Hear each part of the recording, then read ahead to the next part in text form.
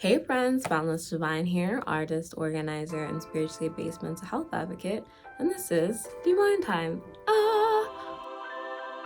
Alrighty, please like this video and subscribe if you haven't already.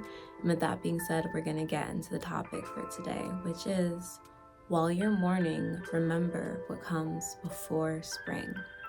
Okay, so in this episode, we're going to be talking about mourning and grief in terms of relationships that may have failed or transitioned, things that didn't go as you might have expected, and why things falling apart is actually a good sign.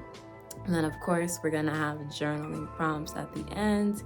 And this time I'm going to be using props. And this is the first time we're doing that on the channel. So let's get it. Okay, so a few months ago, I had an offering done for my Ori. And, for those of you who are familiar, your Ori, according to Ifa, is like your higher self, okay? And so while I was doing it, I had to say, all bad things go, all good things come to me. And I love that. Like, that was just like, oof, all over. Like, I love that. All bad things go, all good things come to me. And, this is a common phrase, out with the old and with the new. This is something that people say regularly. And these two phrases really empowered me and protected me when I was going through a really rough period of transition. Like, once I initiated to Ifa, it was kind of like a rebirth. It was just like things went left and left and left and left, like it was just all over, like, and I wasn't ready. And when I got into spirituality, people were always talking about how to manifest, lighting the candles, new moon and full moon rituals. Everyone was saying rituals. People were even talking about shadow work, but I felt like I didn't really see enough information on grief because I wasn't ready and I didn't understand or expect that when you're manifesting, like, a lot of stuff is gonna fall off first. Like, a lot of stuff is just gonna go away. I wasn't expected that people that I thought were my friends were suddenly going to betray me or leave my life. I wasn't expecting that I might even want to start changing careers. And I had to just keep dealing with all of these losses and things that sometimes I wasn't ready to lose or I didn't want to lose, but I didn't realize that, like, all bad things go, all the good things come to me. Like, I had to lose before I could gain. And so I think that, so for the props, right? So when you think of the death card, people get so afraid of the death card, but you see in the back, the sun is shining. That means that, like, there's gonna be a new day and better times are coming, right? And so what comes after the death card? Temperance.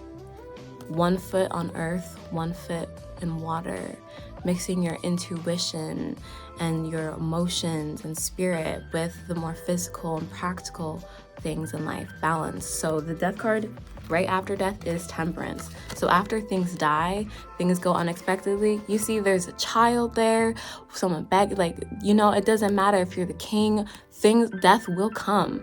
Death will come. And if you're manifesting and praying for things, death will come. Best believe that. And then after that death, you have to find the balance again, right? And so another ending card is the Tower. The Tower card is when it's like, yo, we gave you all these chances, you had time, and it's like sometimes things just come quickly, and because you need things to completely fall, you can't survive it. Lightning strikes and it's fire, it's super chaotic, but it's because something has served its time. It can't be here anymore. Something has to change. And what comes after all of that chaotic energy? The star, literally pouring back in again. Earth and water, intuition and material, knowing that you have everything that you need inside you and everything that you need to heal. It's finding that peace and harmony again. And so when we're praying and manifesting and working to create these new lives for ourselves, then we have to understand that losing parts of our old lives it's part of the blessing. And so and adding on to that, the divine knows more than we do. Like, you know, spirit sees the conversations that people have about us behind our back. Like, you can think that just because you are helping someone out and being kind to them, that they have the same, you know, personality that you do, and that people that, but that's just not true. Like, there are people who are legitimately users. There are some people that only care about you or like you when you're doing what they want. There are people who only like you when you're like not as good as them, whatever that means, you know, but they only like you if they feel like they're superior over you.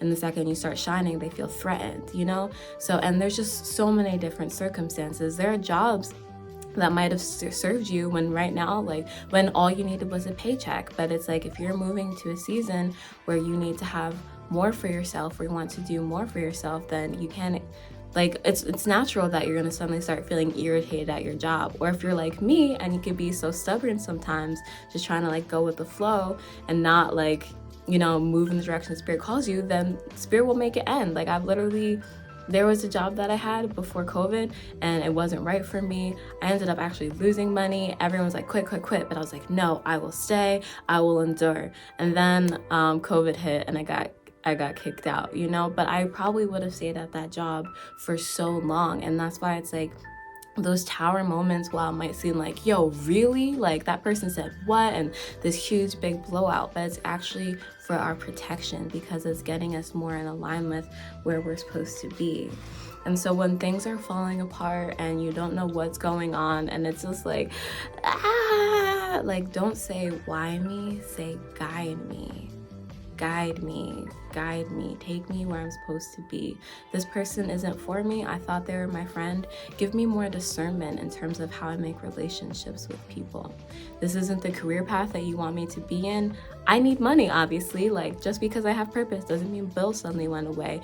Show me how I'm able to use my time and my scheduling, so that way I can just glorify you, the divine, and do what you're calling me to do, while also take care of myself. And if you're calling me to be an entrepreneur and I'm not that type of person, then make me that person. Show me the skills that I need. Introduce me to the right people. Give me the character to be able to be humble enough to learn, and the confidence to stand up for myself in these new circumstances. You see, so don't why me, oh, blah, blah, blah. Guide me.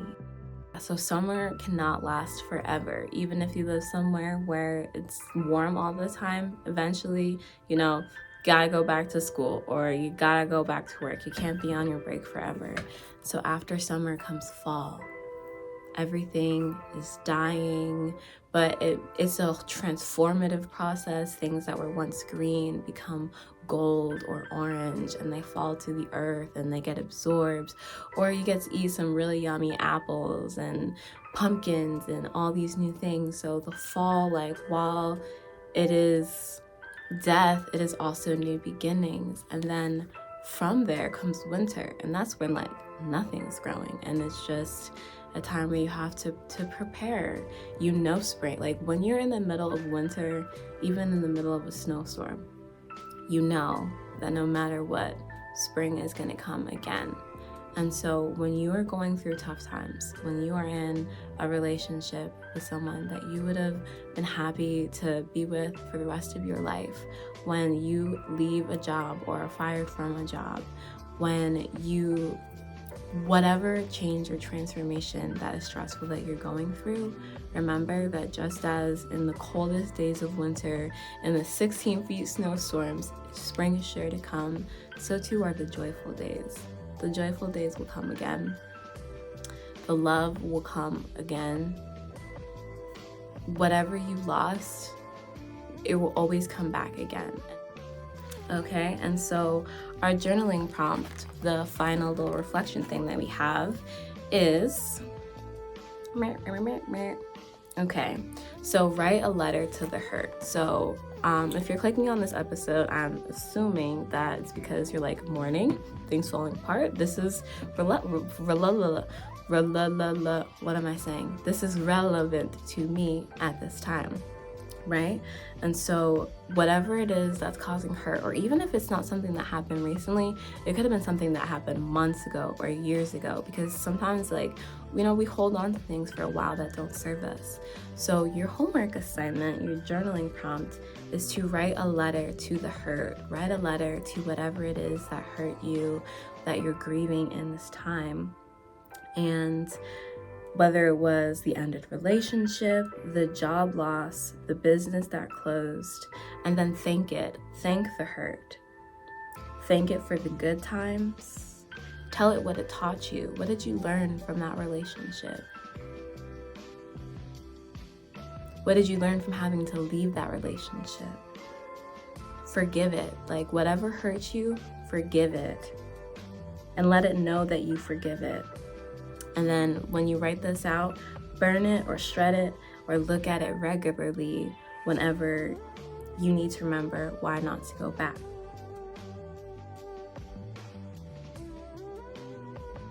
So I hope that you enjoyed this episode. I pray that it is a blessing to you. If you'd like to send me a blessing for this energy exchange, I can be blessed via Cashapp or buy me a coffee at boundlessdivine. And with that being said, remember that you are good, you are worthy, you are loved. Never forget who you are, because this world needs your light. Be kind with yourself, because practice makes progress and all things come in divine time. And as you leave this space, may you go in peace and love and pleasure, purpose, and prosperity. In the name of love, Ashe. Thank you.